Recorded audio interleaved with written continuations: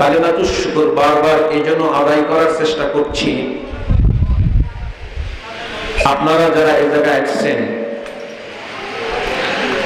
আপনাদের মর্যাদা, ইজ্জত, সম্মান কত অনেকেই নিজেরাও জানেন না। আপনারা জানেন মেহমান যত দামি হয় তার আগমনে আয়োজন তত ভিআইপি হয়। সহজে বুঝবার জন্য একটি মিসাল দিচ্ছি, ধরে নিন যদি আপনারা গ্রামের ওয়ার্ডের কোনো মেম্বারকে সংবর্ধনা দিতে চান কোনো ভালো কাজের জন্য, ওনার আগমনে যে পরিমাণ আয়োজন করবেন এর চেয়ে যদি চেয়ারম্যান আসে তাতে কি কম করবেন? উপজেলা চেয়ারম্যান আসলে, এমপি, মন্ত্রী, প্রধানমন্ত্রী,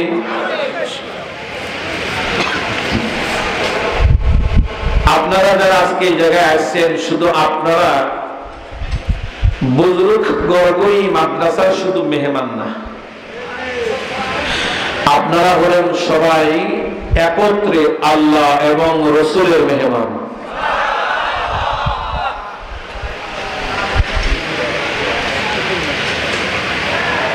মেহমান যত দামি হয় তাদের আদর আপ্যায়নটা একটু ব্যতিক্রম এবং বিএপি হয়। হুজুর আমরা যে আসলাম আমরা তো মেহমান, তাহলে আমাদের মেহমানদারি কি দেওয়া হলো?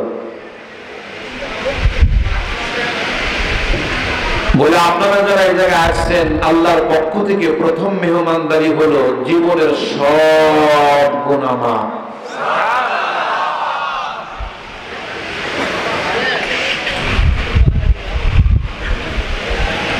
আমি জিজ্ঞাসা করতে চাই, বলুন তো আমাদের গুনাহ আছে না নাই?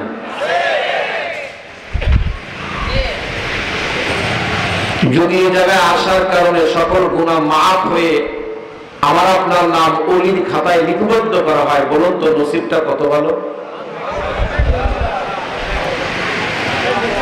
আমার মন চাইতেছে যে আমি নিচে নেমে আমি প্রত্যেকের কপালে একটি করে চুম্বন করি। আপনারা এত দামি,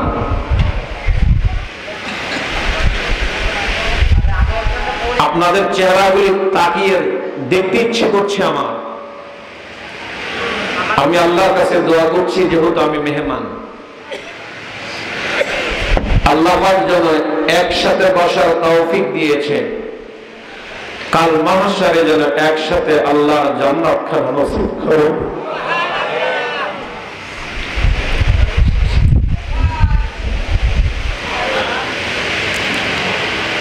আল্লাহ আপনি কবুল করে নিয়ে।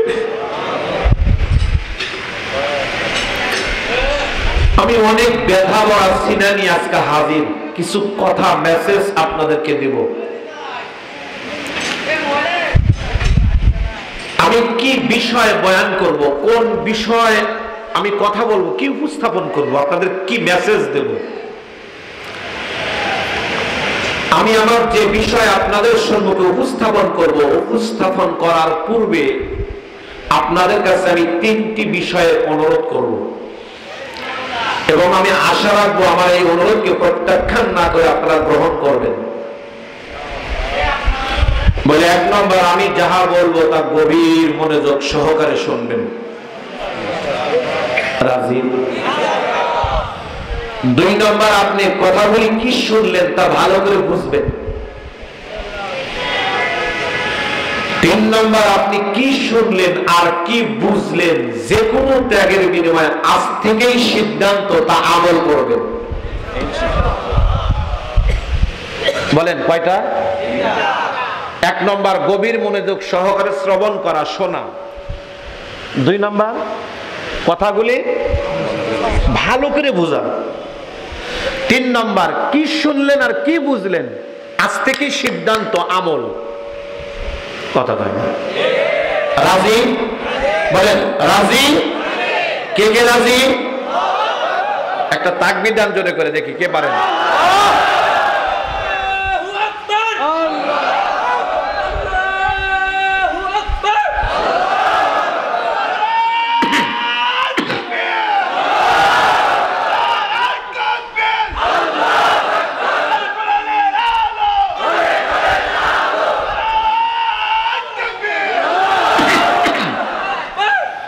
দাদা ভাই খুব কথা খেয়াল, আমি কেন এই 3টা শর্ত আগে দিলাম? আজকে বাংলাদেশে ওয়াজ কম হয় না।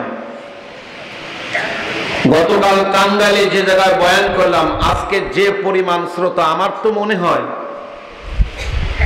গতকাল এ পরিমাণ ভলেন্টিয়ারই ছিল, এত শ্রোতা। এমনও মাহফিল হচ্ছে এক প্রান্ত থেকে আর এক প্রান্তের লোক দেখার কোনো সুযোগ নেই। এত মাহফিল প্রতিদিন হচ্ছে, ওয়াজ হচ্ছে, নসিহা হচ্ছে। দুঃখজনক হলেও সত্য, চুরি কিন্তু বন্ধ হয় নাই। কথা কয় না। আমি এই শর্ত কেন দিলাম? এই 3 শর্ত সহজে বুঝবার জন্য শুরুতে একটা উদাহরণ দিচ্ছি। ধরে নিন এক ব্যক্তি, গ্রামেরই কোনো এক ব্যক্তি চুয়াডাঙ্গা শহরে পড়ে মাজায় ব্যথা পেয়েছে, চলে গেছে ডাক্তারের কাছে। ডাক্তার বিস্তারিত শুনে তাকে একটা স্কয়ারের মলম লিখে দিয়ে বললেন, ওয়াজ করলেন, নসিহা করলেন রোগীকে, ভাইও আপনি যেই স্থানে ব্যথা পেয়েছেন এই মলমটি 3 দিন ওই স্থানে লাগাবেন। রোগীও ওয়াজ শুনেছে, বাসায় চলে গেছে মলম নিয়ে। লাগানোর সময় হলো, রোগী চিন্তা করলো ডাক্তার তো আমাকে ওয়াজ করেছে, নসিহা করেছে, যেই স্থানে ব্যথা পেয়েছি সেই স্থানে লাগাতে হবে। রোগী সিএনজি নিয়ে সেই চুয়াডাঙ্গা শহরে যায়, যেই স্থানে পড়ে গেছে সেই স্থানে মলম লাগায়। বুঝে থাকলে বলুন, লাগাইতে বলছে কয়দিন? 3 দিন। 3 দিন মলম লাগিয়ে শেষ, ক্লিন। ব্যথা ভালো হয়নি, বরং বাড়ছে। রুগীও রেগে গেল, আশ্চর্য, এত টাকা দিয়ে ডাক্তার দেখালাম, শুনেছি ভালো ডাক্তার, কি মলম দিল? সারা তো দূরের কথা, একটু কমলো না। দৌড়িয়ে আসছে ডাক্তারের কাছে, কি গো ডাক্তার, শুনেছিলাম আপনি নাকি ভালো ডাক্তার, আপনি কিসের মলম দিলেন? সারা তো দূরের কথা, একটু কমেও নি। ডাক্তারও আশ্চর্য, একদম ক্লিন না হলেও কমপক্ষে সারার তো কথা। আরে ভাই দেখি মলম, দেখে মলমও শেষ। আচ্ছা কোন স্থানে লাগাইছেন দেখি তো? কয় দাঁড়ান একটা সিএনজি নিয়ে আসি। ডাক্তার আশ্চর্য, বেটায় কয় কি? আমি শরীরের স্থান দেখবো, আমি তো সিএনজির প্রয়োজন নেই। কেন ডাক্তার, আপনি আমাকে নসিহা করছেন না, ওয়াজ করছেন না? যে স্থানে আমি ব্যথা পেয়েছি সেই স্থানে লাগাইতে হবে। আমি ব্যথা পেয়েছি চুয়াডাঙ্গা শহরে, আমি সেই জায়গায় লাগাইছি। বুঝে থাকলে বলুন, এই রোগী কি ডাক্তারের ওয়াজ বুঝতে পেরেছে? তাতে কি ডাক্তার ওয়াজ ভুল করেছে? ডাক্তার ওয়াজ ঠিকই করেছে, রোগীও শুনেছে, কিন্তু রোগী বোঝে নাই। কথা বলেন, রোগী না বোঝার কারণে তার আমল ঠিক হয় নাই। কোন তার আমল, আর আমল ঠিক না হওয়ার কারণে তার ব্যথাও ভালো হয়নি, কমপ্লিট হয়নি, ক্লিন হয়নি, পরিষ্কার হয়নি, ভালো হয়নি। আমি ওয়াজ শুনবো, আপনারা বুঝবেন না, অথবা বুঝবেন আমল করবেন না, এরকম ওয়াজ কিয়ামত পর্যন্ত হতে থাকলেও আমাদের ঈমান আমল ভালো হবে না। এই জন্য দাদা সিদ্ধান্ত পরিবর্তন করুন, তাহলে আমার এত পরিশ্রম করে আসা আমার সার্থক হবে, আপনাদের আয়োজন সার্থক হবে। আজকে তো আমাদের ওয়াজ মাহফিলগুলি, আমাদের বক্তা, শ্রোতা, কমিটি, আমি 100% নিয়াত সহি কারো দেখি না। তবে এই মাদ্রাসার ব্যাপারটা ভিন্ন, এটা ওলিদের মাদ্রাসা, আলহামদুলিল্লাহ। আমাদের একটা চিন্তা থাকে কত মোটা অঙ্কের টাকা আমরা নেব। শ্রোতার কিছু চিন্তা থাকে, ও বক্তা দেখি ওয়াজ কেমন করে, যদি ভালো লাগে শুনবো, না হলে শুনবো না। আমাদের কিছু কমিটির চিন্তা হলো ওয়াজ যাই হোক, আর কালেকশন হলি হয়েছে। চিন্তা ভাবনা করে দেখা যায় নিয়াতটা 100% সহি আমাদের খুব কম, যার কারণে ওয়াজ হয় কিন্তু আমল হয় না।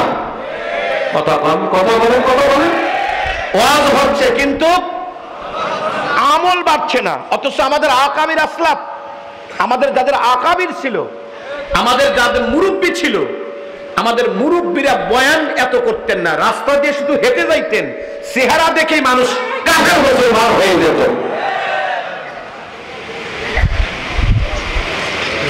দাদা ভাই, এই জন্য আমি খুব ব্যথা নিয়ে বলছি, আমি আজকে যে মেসেজটাই দেব, আজকে যে সিদ্ধান্ত দেব, যে কোনো ত্যাগের বিনিময়ে আজ থেকে আমল শুরু করবো ইনশাআল্লাহ। যে সাহস করে বলেন ইনশাআল্লাহ।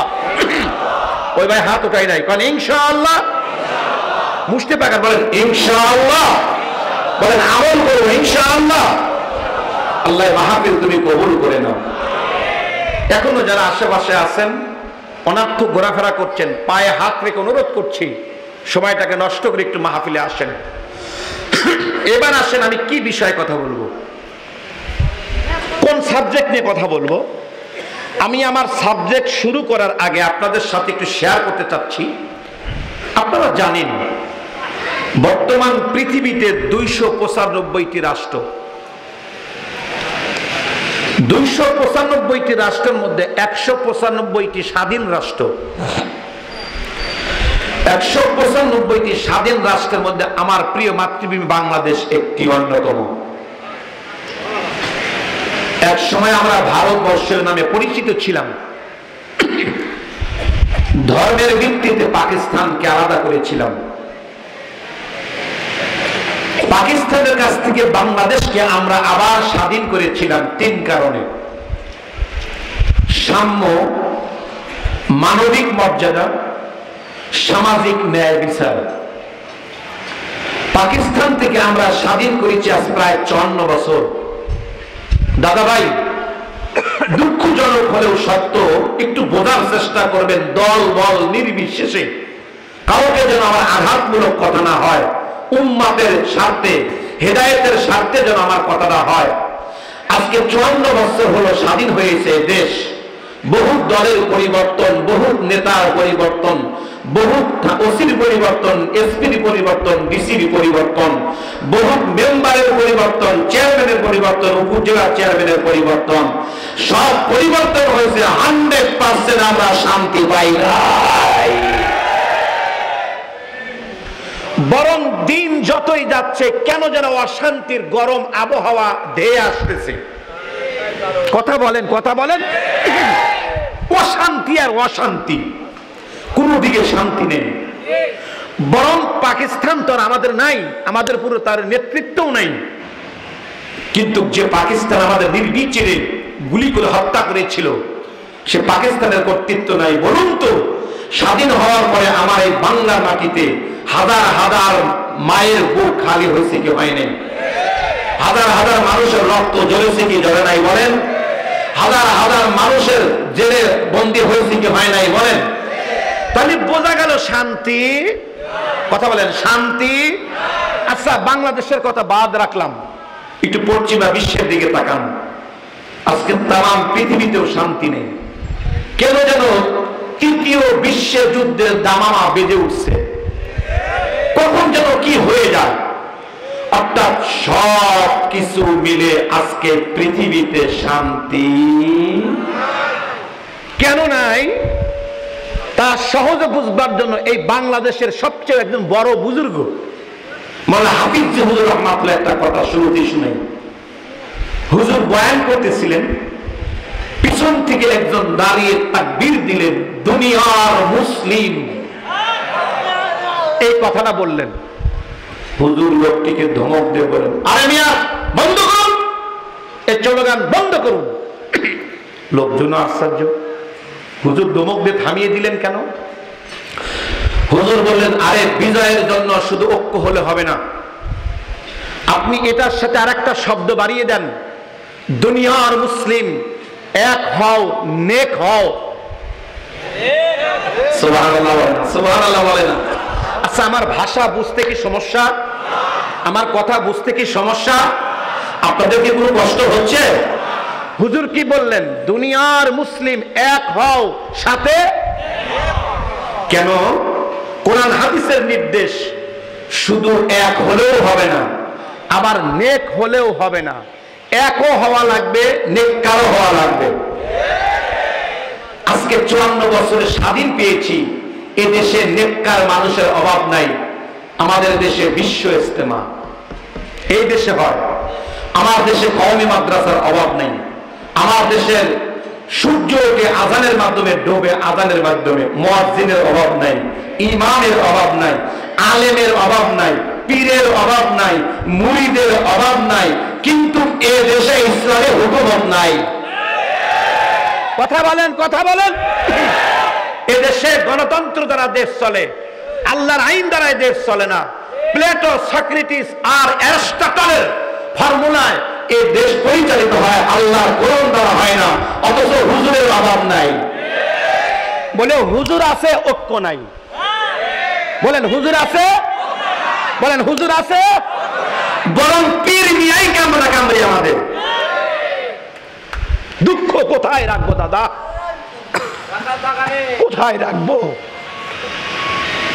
বরঞ্চ 5 তারিখে ঢাকা আমরা সমাবেশ দেখেছি। এই সমাবেশটা কেন ডেকেছি? এখানে সবচাইতে নিরিবিলি শান্তময় একটা দল, যাদের ভাষা কখনো উচ্চ হয় না, নিজের খায়া নিজের পরে দাওয়াতের কাজ করে, তাবলীগ। আজকে তাদের মধ্যে দুই গ্রুপ, রক্তক্ষয়ী সংঘর্ষ চলছে বর্তমান বাংলাদেশে। না জানি সামনে আরো কি হয়। গেল তাহলে আমাদের আজকে সব জায়গায় অনৈক্য। ভালো মানুষ আছে, ঐক্য নাই। আবার ঐক্যের স্লোগান দেই, ভালো মানুষ নাই, তাহলে হবে না। কোরআনের নির্দেশ ঐক্য হও, ভালো হও, তাহলে এই দেশটাকে পরিপূর্ণ ক্লিন পরিষ্কার করা সম্ভব, না হলে সম্ভব হবে না। সম্মানিত শুধু কথা শেষ, আমার ব্যথার কথা একটু শেষ। আমি এটাই বোঝাইতে চাচ্ছি যে আজকে পৃথিবীতে শান্তি। এখন জিজ্ঞাসা করতে চাই, বলুন আমাদের শান্তি দরকার আছে না নেই? জোরে বলুন। কোথায় কোথায়? দুনিয়াতে, কবরে, আখেরাতে। বলেন কয় জায়গায় শান্তি দরকার? দুনিয়াতে, কবরে, আখেরাতে। আমি জিজ্ঞাসা করতে চাই, 3 জায়গায় শান্তিতে থাকতে চান কি চান না? আজকে যে আয়াতে কারিমা তেলাওয়াত করেছি, আয়াতের মূল সারাংশ কথা এটাই। মালিক বলেন 3টা আমল যদি কেউ করে, আমি আল্লাহ তাদেরকে পরিপূর্ণ শান্তির সফলতা দান করব। আজকে আপনাদের কাছে অনুরোধ, এটাই আমার ওয়াজ। আসেন আজকে সকল অশান্তি দূর করে, সকল অন্ধকার দূর করে, সকল অবিচার অত্যাচার দূর করে 3টা আমলের মাধ্যমে জাতিকে ঐক্যবদ্ধ করে সুযোগ এসেছে, সময় এসেছে। আমরা অনেক কিছু দেখেছি, তন্ত্র দেখেছি, মন্ত্র দেখেছি, দল দেখেছি, নেতা দেখেছি, আর কোনো কিছু দেখতে চাই না। সব দেখা শেষ। এবার কোরআন সুন্নাহ বাংলাদেশ, কোরআন সুন্নাহ বাংলাদেশ। কে কে রাজি আছেন হাত উঁচু করে দেখা। নারায়ে তাকবীর, নারায়ে তাকবীর। বিশ্বের মুসলিম, বিশ্বের মুসলিম, তাকবীর। আল্লাহ তুমি আজকে মাহফিলটা কবুল করো, আমিন জোরে বলেন। কষ্ট হচ্ছে কি? সময় একটু দেবেন। বাজির আমার মালিক বলেন, যদি 100% সফলতা চাও 3টা আমল করো। 1 নম্বর আমল, ইয়া আইয়ুহাল্লাযীনা আমানু তাকুল্লাহ।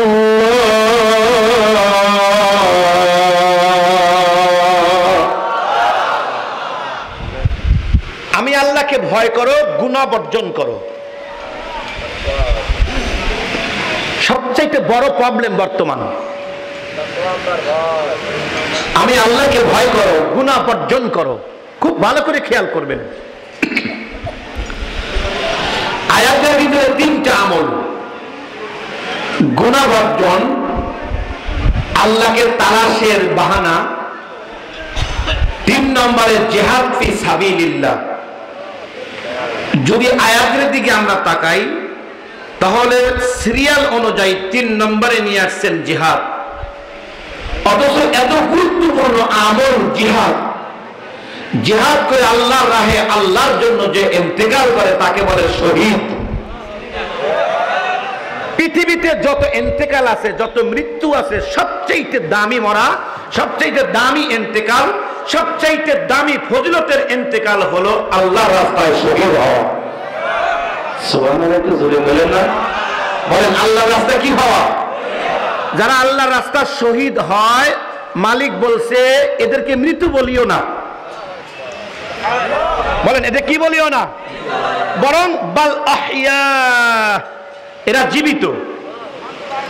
অন্য আয়াতে ইউরজাকুন, এদেরকে কবরে রিজিক দেওয়া হয়, রিজিক খায়। কিন্তু নিয়ে আসছে 3 নম্বরে। কয় নম্বরে? আগে নিয়ে আসছে গুনাহ বর্জন। আগে কি নিয়ে আসছে? গুনাহ বর্জন। খুব ভালো করে বুঝবেন, ঠান্ডা মাথা। তাহলে 3 নম্বরে জিহাদকে কেন নিয়ে আসলেন? 1 নম্বরে গুনাহ বর্জন কেন নিয়ে আসলেন? সহজে বুঝবার জন্য একটা উদাহরণ দিচ্ছি। বলুন তো, প্রত্যেকটা দেশের আইন শৃঙ্খলা রক্ষা করার জন্য পুলিশ নিয়োগ দেওয়া হয়, ভূখণ্ড রক্ষার জন্য সেনাবাহিনী নিয়োগ দেওয়া হয়, এবং প্রত্যেকের হাতে অস্ত্র তুলে দেওয়া হয়। বলুন তো, অস্ত্র আগে না ট্রেনিং আগে? একটু জোরে কর না বাবা। ট্রেনিং আগে কেন? ট্রেনিং যদি না দিবে অস্ত্র চালাবে কেমনে? কথা কয় না।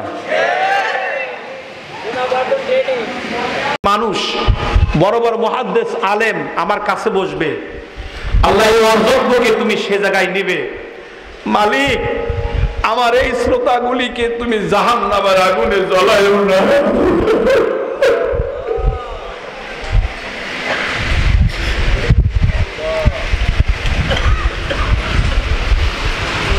তুমি আমার শ্রোতাগুলিকে কবুল করে নিও। জীবনে আর দেখা হবে কিনা জানি না, হতে পারে এটা জীবনের শেষ দেখা। আপনাদেরকে করজোড়ে অনুরোধ করি, বড়দের আর কই পাইবেন? বড়রা সব হারাইয়া যাইতেছে।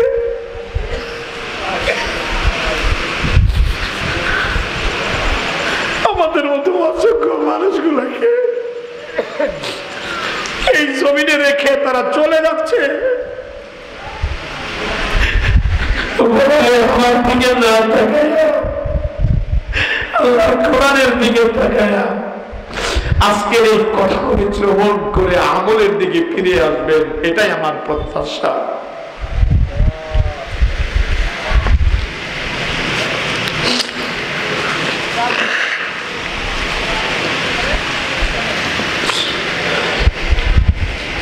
মালিক আমার বান্দার গুনাহ মাফ করতে বড় আনন্দ পান। এজন্য আল্লাহ রাব্বুল আলামিন ডাকতে বলেন, কুল ইয়া ইবাদি, ও আমার বান্দা তুমি কত জুলুম করেছো, তোমার উপরে তুমি গুনাহ করে কত জুলুম করেছো। তুমি যতই গুনাহ করো না কেন, তোমার গুনাহ যদি জমিনের চেয়ে বড় হয়, তোমার গুনাহ যদি সমুদ্রের চেয়েও বেশি হয়, তোমার গুনাহ যদি 7 আসমানের চাইতেও বেশি হয়, তোমার গুনাহ যদি এমনকি আমার আরশে আজিমের চাইতেও বেশি হয়, বান্দারে লা তাকনাতু মির রাহমাতিল্লাহ,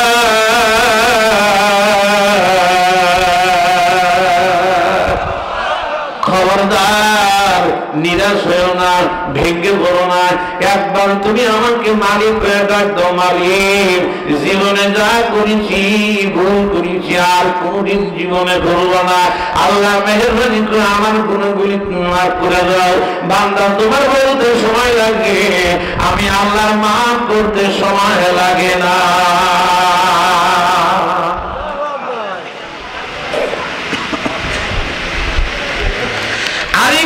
সহজ করে বুঝাই, ধরে নিন বান্দার এই পুরা পৃষ্ঠাই গুনাহ। ধরে নিন কোন বান্দা যখন বলে আল্লাহ ভুল করেছি, বলার সঙ্গে সঙ্গে গুনার পৃষ্ঠা এমন করে দেন। আর একটু জোরে করে দেন না, একটু মোহাব্বত নিয়ে উপর দিকে তাকায় বলেন আল্লাহ। বলেন বলেন, আমার আল্লাহ। এই যে এত সুন্দর ডাক দিবেন, আমার কইবেন আমার আল্লাহ, এইভাবে ডাক দিবেন। এই যে গুনাহ আল্লাহ আর করবো না, মালিক কই আমি এরকম রাখবো না। ইউবাদদিলুল্লাহ, আমি পরিবর্তন করে দেব, সঙ্গে সঙ্গে গুনাহকে নেকি দ্বারা ভরে দেব। কি আল্লাহর চেয়ে দরদি আর কেউ আছে? আল্লাহ বান্দার গুনাহ মাফ করতে আনন্দ পায়। শুধু তাই নয়, আল্লাহ বলেন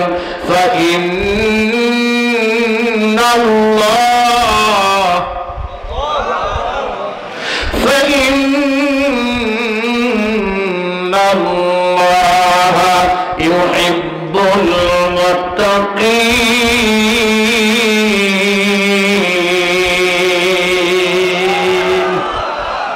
বান্দারে গুনাহ বর্জন কর।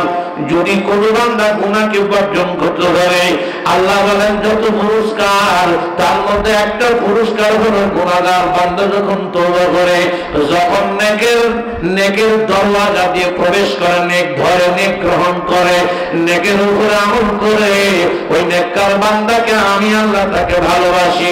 আল্লাহ ভালোবাসতে লাগি আল্লাহু ওয়ালিউল্লাযীনা আমানু ইখরিজুহুম মিনাজ যুলুমাতি ইলান নূর।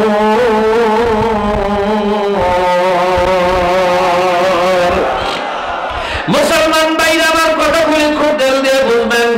বাদাম কোন বান্দা যদি গুনাহ বর্জন করতে হয়, আমার আল্লাহ বলেন গুনাহ বর্জনকারী বান্দা যদি কালো হয়, গুনাহগার বান্দা বর্জনকারী যদি অন্ধ হয়, গুনাহগার বান্দা যদি বাজান ন্যাংরাও হয়, গুনাহগার বর্জনকারী বান্দা যদি খোড়াও হয়, গুনাহগার বান্দা যদি বাজান দেব অদম হয়, গরিব হয়, মিসকিন হয়। দুরূদ শরীফ পড়ো, দুরূদ শরীফ পড়ো। এইটা আপনারা বুঝবেন না, এইটা বুঝবেন না।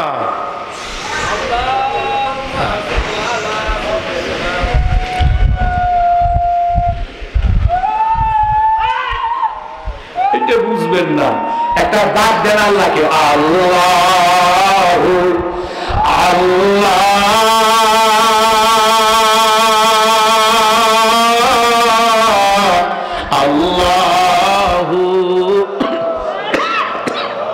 একসাথে একটু জোরে করে ডাক দেন, আল্লাহ আল্লাহ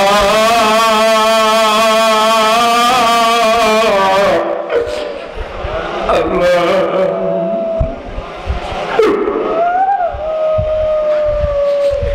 হুজুর ওয়াজ করেন আল্লাহ আল্লাহ করেন, কারে কই আর কারে বুঝাই? কও জানা সব যায় না, এর যে যারা কি খাওয়াও যায় না, গেলাও যায় না, ইশকে ইলাহি।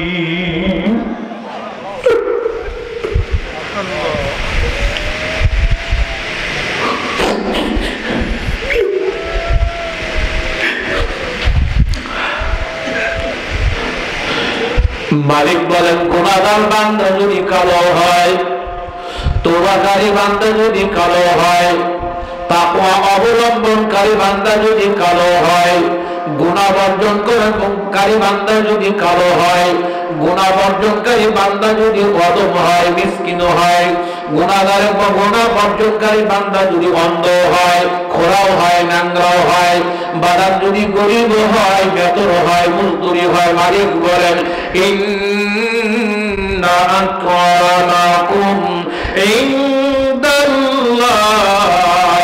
আতকাকুম।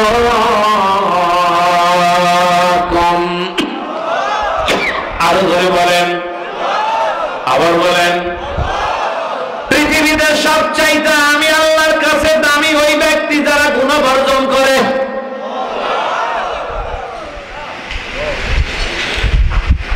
পৃথিবীর মধ্যে যত কালো মানুষ এসেছিল, এত কালো মানুষ আর কোনদিন আসবে না। 3 অসহায় ছিল, তার মধ্যে একজন বেলাল। জিজ্ঞাসা করতে চাই, জবান করে বলেন তো বেলাল কালো না ফর্সা? জোরে যদি ঈমান থাকে চোখের পানি রাখতে পারবেন না। ইন্না আকরামাকুম ইনদাল্লাহি আতকাকুম, এই আয়াতখানা নাযিল হয়েছে হযরত বেলাল রাদিয়াল্লাহু তাআলা আনহুর শানে। অথচ মানুষটা শুধু কালো নয়, মানুষটা গরিব, মিসকিন, অসহায়, গরিব। অথচ নবী আমার মেরাজে যান, মেরাজে গিয়া বেহেশতে যখন সফর করছেন, নবী আমার বেলালের পায়ের আওয়াজ পান। জমিনে এসে বেলালকে ডাক দেয়, বলে বেলাল, দুনিয়ার বেলাল দুনিয়ায় আছো, বেহেশতে তোমার পায়ের আওয়াজ কেন?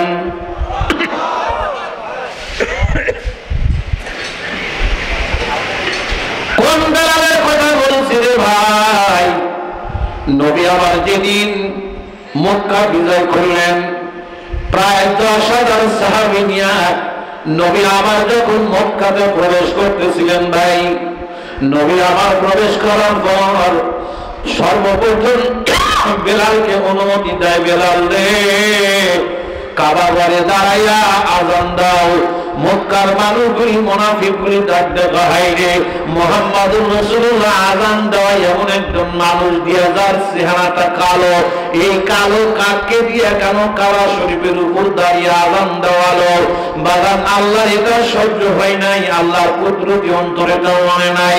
সঙ্গে সঙ্গে আয়াতে কারিমা নাযিল করে মুহাম্মাদুর রাসূলুল্লাহকে জানায় দেয়, ওগো আমার রাসূল, বেলালকে কালো বলিও না। বেলালের চেহারা যদিও দেখতে কালো, কিন্তু বেলালের অন্তরটা তাকা দেখো, বেলালের অন্তর আয়নার মতো স্বচ্ছ। বেলাল কালো, কিন্তু আমার কাছে বেলাল বড় ভালো। এই ভাইরা আমার কেন ভালো? কারণ গুনাহ বর্জনকারী বান্দাকে আমার আল্লাহ বড়ই ভালোবাসে। গুনাহ বর্জন কেন করবেন? বাদাম বড় লম্বা আলোচনা। মালিক বলেন, ওয়ালাউ আন্না আহলাল কুরা আমানু ওয়াত্তাকাউ লাফাতাহনা আলাইহিম বারাকাতিন মিনাস সামাই ওয়াল আরদ। আরো জোরে বলেন। যদি কেউ গুনাহ বর্জন করতে পারে, আমার আল্লাহ বলেন আসমান আর জমিনের দরজাগুলো, রহমতের দরজা আমি খুলে দিব। আল্লাহ যদি কেউ গুনাহ বর্জন করে, ওয়াত্তাকুল্লাহ ইউআল্লিমুকুমুল্লাহ, যদি কেউ গুনাহ বর্জন করে আমি তাকে বিনা ইলমে আলেম বানাবো। যদি কেউ গুনাহ বর্জন করে, ওয়ালামু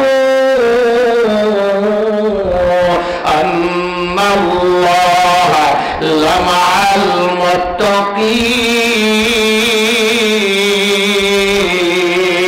মুত্তাকিন, খবরদার জেনে নাও যারা গুনাহ করে না, গুনাহ বর্জন করে, গুনাহ বর্জনকারী বান্দার সাথে আমি আল্লাহ থাকি। কি মজার কথা! কথা তো অনেক লম্বা ছিল আমার, আমি লম্বা করব না, সময় যেহেতু আমার নাই, 12টার পরে বয়ান করার রুচি আমার নাই। বাকিরা আমার ওয়ালামু আন্নাল্লাহা মাআল মুত্তাকিন বলে, যে বান্দা গুনাহ করে না, গুনাহ বর্জন করে, আমি আল্লাহ তার নিজে বডিগার্ড হয়ে যায়। বডিগার্ড হয়ে যায়।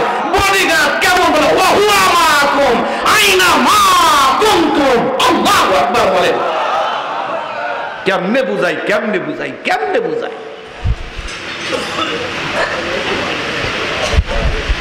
বলে তার দৃষ্টান্ত আমি আপনাদেরকে শুনাইতেছি। গুনাহ যদি কেউ বর্জন করে, আল্লাহ সুবহানাহু ওয়া তাআলার ওয়াদা,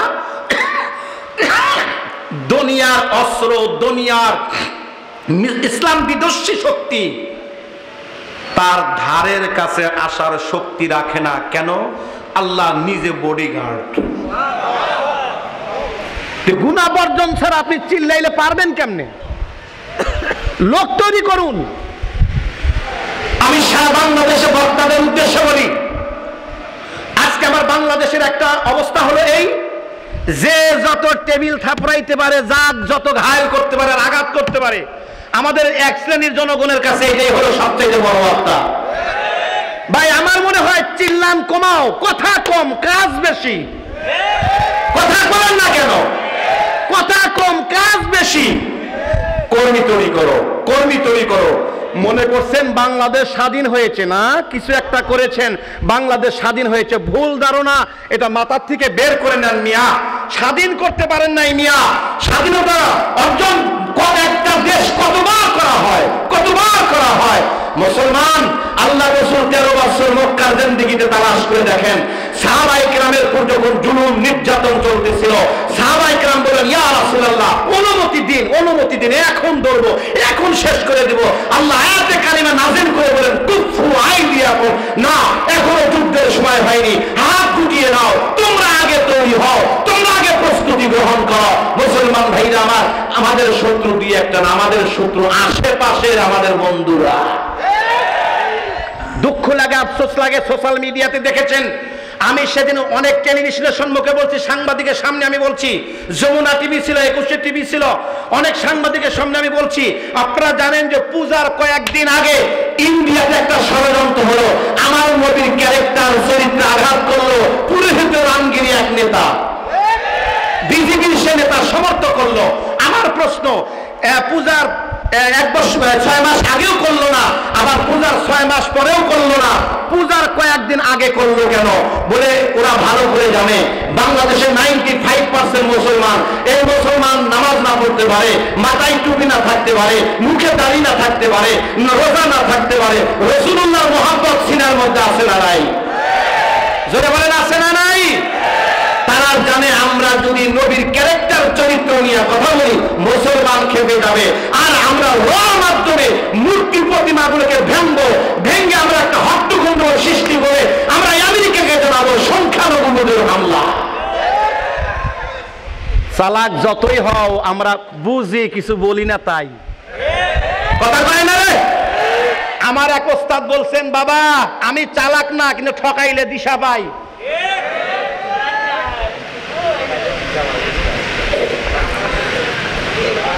আপনার মনে রাগ করতেছেন, কষ্ট পাইতেছেন, তো অনেকে বড় বড় করে চোখ করেন কে বুঝতেছি না। আলোচনাকে আরেকটু চলবে, সময় আরেকটু দিবেন। মুসলমান, কথা আমার লম্বা না, কথা শেষ। এটাই আমি বুঝাইতে চাই আপনাদেরকে। আজকে আমাদেরকে বিভিন্ন ভাবে হয়রানি, পেরেশানি, ভয় ভীতি দেখাতে চায়, মারবো কাটবো এটা সেটা। আমাদের মরার ভয় দেখাইয়া কোনো লাভ নাই, কারণ সকাল সন্ধ্যা মরা নিয়েই গবেষণা করি। কারণ আমাদের পীর সাহেব মাসায়েক আমাদের মরার সবক দিচ্ছেন।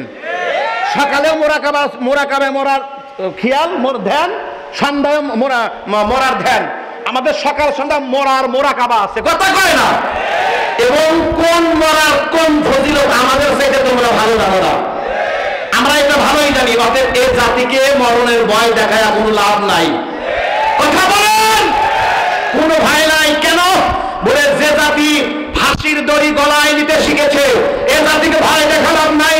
যে জাতির মানুষ তোমাদের সীমান্ত রক্ষীদের গুলিতে প্রতিনিয়ত মরতে শিখেছে, ভয় দেখা লাভ নাই। যে জাতির মানুষ তোমাদের দেওয়া নিয়োজিত পুলিশের নলের সামনে বুকটা এগিয়ে দিতে শিখেছে, এ জাতিকে ভয় দেখা লাভ নাই। যে জাতির মানুষ তোমাদের দেয়া পানিতে ডুবে মরতে শিখেছে, এ জাতির মানুষকে ভয় দেখা লাভ নাই। যে জাতির মানুষ তোমাদের কাঁটা তারে ঝুলতে শিখেছে, এ জাতির মানুষকে ভয় দেখা লাভ নাই। অতএব যুদ্ধের দামামা কি বাদানি মাম্মা হাজির দামামা হয়ে গেছে। মুসলমান ঘুম থেকে জাগো,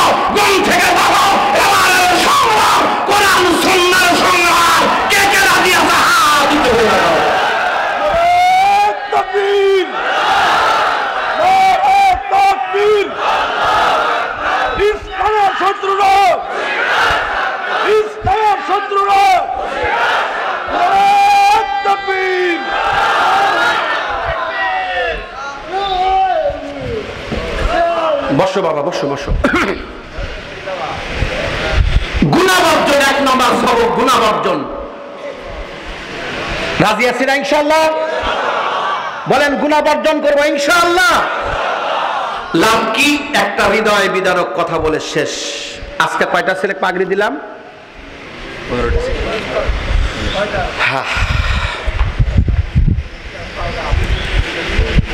আমার জীবনে এই পাগড়ি আমি যত প্রতি কালকেও 6টা ছেলের মাথায় পাগড়ি দিলাম। যখনই পাগড়ি পরাতে যাই তখনই আমার কলিজার মধ্যে লাগে এই পাগড়ি আমাকে কাঁদায়, খুব কাঁদায়, খুব কাঁদায়। বলে কেন? এই পাগড়িটা দিয়েছিল বগুড়া জামিল মাদ্রাসার ইউসুফ সাহেব রহমাতুল্লাহি আলাই আমার মাথার উপরে, খুবই দারুল উলুম মাদ্রাসায়। যেদিন আমাকে পাগড়িটা পরিয়ে দিলেন, হাজার হাজার মানুষ ছিল প্যান্ডেলের ভিতরে, আমি কারো চোখে পানি দেখি নেই। একটা মানুষ সামনে বসে আমার চেহারার দিকে তাকিয়ে তাকিয়ে কাঁদতেছিলেন। যিনি কেঁদেছিলেন তিনি হলো আমার কামলা বেচা বাবা।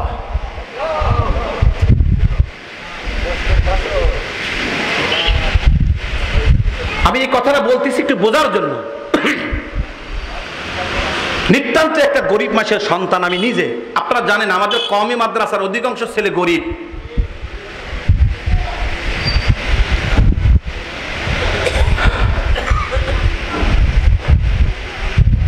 মাদ্রাসায় লেখাপড়া করতাম, বোর্ডিং এ খাবার টাকা দিতে পারতাম না।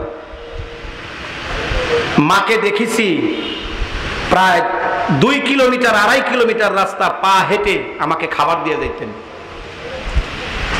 আমার মা বড় উচ্চ শিক্ষিতা কোনো মা ছিলেন না, কিন্তু আমার মা সন্দ্বীপের হুজুরের ছাত্রী ছিলেন, যেই সন্দ্বীপের হযরত হুসাইন আহমদ মাদানির খলিফা ছিলেন।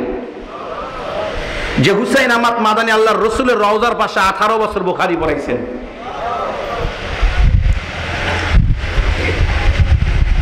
মাকে দেখেছি বর্ষার দিনে একটা কাপড় পরে, বোরকা পরে মা ভিজে ভিজে আসতেন।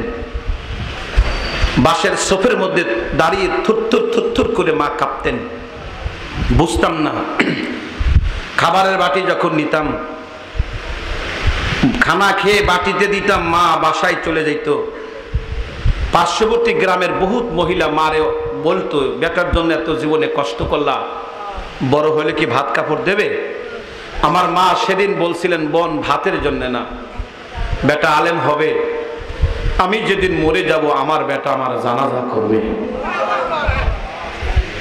আমাকে কবরে নামাবে।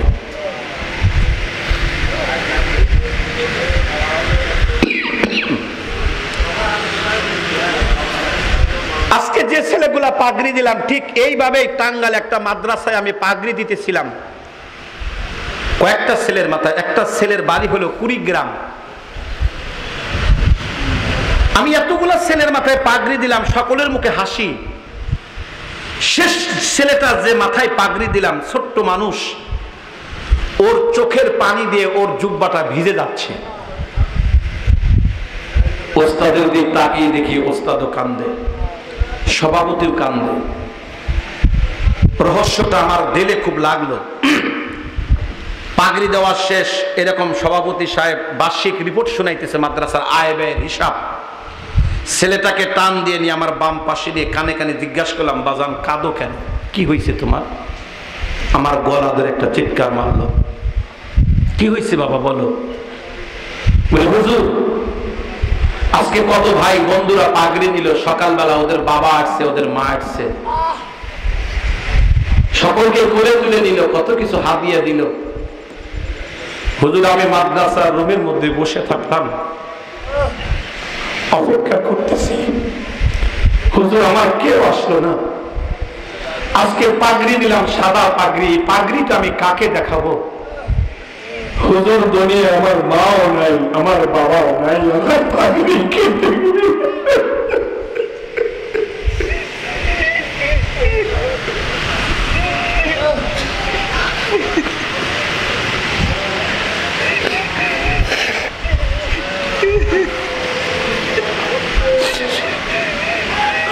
পাগড়ি আমাকে কাঁদায়।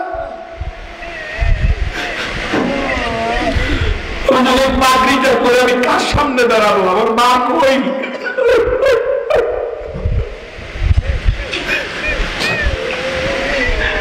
আমি মাতৃত্বের পরীক্ষার সামনে দাঁড়াবো, আমার বাবা কই? আমাদের মাদ্রাসার ওস্তাদের খবর জানেন না? আমাদের মাদ্রাসার ওস্তাদরা যে বেতন পায়, আপনাদের মতো গুলশান আর বাড়ি দাঁড়াতে আমরা বিল্ডিং করতে পারবো না, আমরা আমেরিকাতে বাড়ি করতে পারবো না। আমাদের ওস্তাদের বেতন কত তাও বাকি। আমাদের ছেলেরা যে খাবার খায়, বাজারে আমাকে কত মাকে টেলিফোন দেয়। একদিন এক মেয়ে ফোন দিয়েছে, হুজুর আমার ছেলেটাকে একটু ছুটি দেন। বলে কেন? বলে আর বড় একটা মাছ আনছে, ওর বাবা সকলেই খাইছে, আমি খাইতে পারছি না। আমি যখন খাবার মাছটা খাইতে যাই, আমার বেটার কথা মনে হয়।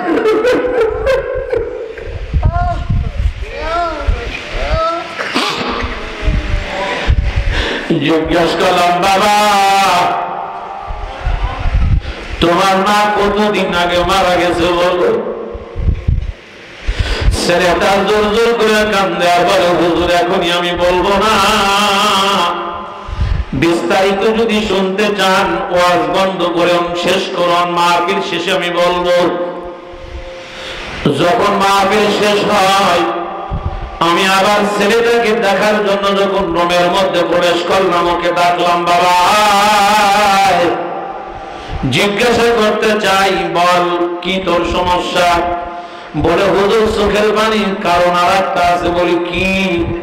বলে, হুজুর আমার এই জবানটা ছিল তোতলাই জবান দিয়ে আমি কোরআন শরীফ পড়তে পারতাম না। হুজুর পিঠে দেখেন অনেক আঘাতের দাগ, ওস্তাদ আমাকে পিটাইতেন, বেতন দিতেন, হুজুর আমি পড়তে পারতাম না। আমি বললাম, বাবা জবান তো তোর ক্লিয়ার দেখতেছি, পরিষ্কার, তুমি কিসের জন্য জড়তার কথা বলো, তোতলার কথা বলো? বলো, হুজুর অনেক ডাক্তার কবিরাজ দেখাইলাম, কোনোতে ভালো হয় না। হুজুর একদিন সিদ্ধান্ত নিলাম, দুনিয়ার কোন মানুষের কাছে আমি যাব না, ওই মালিকের কাছে আমি যাব যেই মালিক আমাকে জবান দিয়েছে। হুজুর বৃহস্পতিবার রাত, জুমার রাত, সকল মানুষ ঘুমায়, আমার চোখে ঘুম নাই। হুজুর রাত্রি দেখতে দেখতে 12টা বেজে যায়, তবু ভালো করে ছাত্রদের চোখে ঘুম নাই। সব ছেলে যখন ঘুমের ঘরে কেবল, ওস্তাদরা যখন ঘুমিয়ে গেছেন, গ্রামবাসী যখন ঘুমিয়ে গেছেন, হুজুর আমি জায়নামাজ খানা নিয়ে আস্তে করে মসজিদের মধ্যে প্রবেশ করলাম। কেন প্রবেশ করলাম? মালিক বলেছেন, ফাইন্নাল্লাহা ইউহিব্বুল মুত্তাকিন, আল্লাহ গুনাহবর্জনকারীকে ভালোবাসে। বড় আশা নিয়ে আমি মসজিদের জায়নামাজে যখন দাঁড়ালাম, চিন্তা করলাম না এখানে যদি জোরে কান্না করি ওস্তাদের ঘুম ভেঙে যাবে, আসতে ধ্যান ভেঙে যাবে। আমি জায়নামাজ খানা নিয়ে আমার পাশে একটা মাদ্রাসার পাশে একটু হালকা বনের মতো হুজুর লাইটের আলো যায়, ওইখানে গিয়ে 2 রাকাত নামাজ পড়ে হুজুর আমি দেরি করি নাই। আমার এত ভালো লাগলো, হুজুর আমি সেজদায় গিয়ে যখন ডাক দিলাম, আল্লাহ দুনিয়ায় আপন বলতে আমার কেউ নাই, আমার মা নাই, আমার বাবা নাই, দুনিয়ার আপন বলতে আমার কেউ নেই, আমি কার পাশে দাঁড়াবো? আল্লাহ আমি তোমার কোরআনটা পড়তে এসেছি, আল্লাহ তুমি আমার ফেরত দিও না, আমার জবানটাকে ভালো করে দাও আল্লাহ, আমি তোমার কালাম পড়বো। হুজুর আমি আবেগ নিয়ে আল্লাহকে বলতেছি, কিন্তু মজার বিষয় আমার মনে হইল হুজুর আমার কপালের নিচে আমার মালিকের কুদরতি পা। হুজুর দেখতে দেখতে আবার সেজদার থেকে মাথা উঠালাম, হুজুর আবার সেজদার মধ্যে গেলাম। হুজুর দেখতে দেখতে দেখতে দেখতে দেখতে দেখতে মসজিদ থেকে আযান হয়, আসসালাতু খায়রুম মিনান নাওম। হুজুর আমি দেরি করি নাই, জায়নামাজ খানা হাতে উঠাইলাম, জায়নামাজ খানা নিয়ে আমি মসজিদে ঢুকলাম। হুজুর ওই দিন ছিল জুমাবার, হুজুর ওই দিন কোনো সবক নাই। হুজুর আমি যখন শনিবার দিন সবক দিতে যাই, ওস্তাদের সামনে যখন আমি সবক দেওয়া শুরু করলাম, হুজুর আউযু বিল্লাহ বিসমিল্লাহ যখন বললাম, 1 পৃষ্ঠা যায়, 2 পৃষ্ঠা যায়, 3 পৃষ্ঠা যায়, হুজুর আমার মুখের মধ্যে আর জড়তা নাই। অন্যায় করা মুখের মধ্যে জড়া দিলাম, বাবা আমার মুখের মধ্যে তুই আয়, তোর কাছে একটা জিনিস চাই, তুই কি আমারে দিবি বাবা? হুজুর কি চান? আমি বললাম যেই জবানের কথা শুনে মালিক তোর জবান ভালো করে দেয়, ওই জবান বড় দামি জবান, তুই আমার জন্য একটু দোয়া কর, মালিক যেন আমারে মাফ করে দেয়, আল্লাহ যেন আমার গুনাহগুলো মাফ করে দেয়। বাবার রাত্রি অনেক গভীর, আমার মনে হয় পুরাটা মাহফিল এখন কবুল হয়ে যাইতেছে। অনেকের চোখ দিয়ে toss toss toss toss toss toss করে পানি গুলি ঝরতেছে। বাবারে আমি মুসাফির, আখেরি দোয়া না, আমার মনে হয় একটা দোয়া করলে এখন কবুল হবে। 1 মিনিটের জন্য একটা দোয়া করবো, আল্লাহর কাছে দরখাস্ত দিব, আখেরি দরখাস্ত না। একটু দুইখানা হাত উঠান, আল্লাহুম্মা আমিন। চক্ষুখানা বন্ধ করুন, মাথাখানা নত করুন, কেউ কারোর দিকে তাকাবেন না। 2 চোখের পানি দিয়ে বলতে বিদায় দেন, ওরা আমার মাবুদ রে।